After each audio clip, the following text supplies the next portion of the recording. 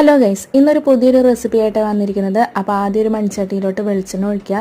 വെളിച്ചെണ്ണ ചൂടായി വരുമ്പോൾ സവാള, തക്കാളി, പച്ചമുളക്, ഇഞ്ചി, വെളുത്തുള്ളി, കറിവേപ്പിൻ്റെ എല്ലാം ആവശ്യത്തിന് ഉപ്പും ഇട്ടിട്ട് നല്ലതുപോലെ ഒന്ന് വഴറ്റിയെടുക്കുക.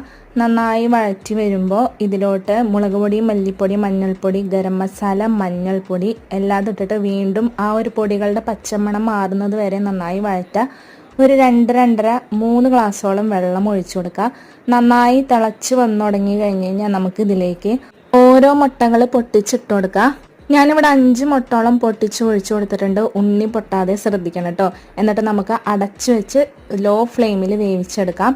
ഞാനൊരു ചാനലിൽ ഇടിമുട്ട എന്ന് പറഞ്ഞിട്ട് റെസിപ്പിയൊക്കെ കണ്ടു. അപ്പോൾ ആ ഒരു ടൈപ്പിൽ പേരിടാന്ന് വിചാരിച്ചു. ഇടിമുട്ട മസാല കറി ഇവിടെ റെഡി ആയിട്ടുണ്ട്. ഞാൻ ഉദ്ദേശിച്ച രീതിയിൽ കിട്ടിയില്ല കേട്ടോ. ബുൾസൈഡ് ആ ഒരു നല്ല ഭംഗിയിൽ ഷേപ്പിലൊക്കെ കിടക്കും. എന്തോ 5 ഒരുമിച്ചിട്ടപ്പോൾ സ്പേസ് ഇല്ലാത്തത് കൊണ്ടായിരിക്കാം ഈ ഒരു മാതിരി ഷേപ്പിൽ കിട്ടിയത്. എന്തായാലും കഴിക്കാൻ കുഴപ്പമില്ല. ട്രൈ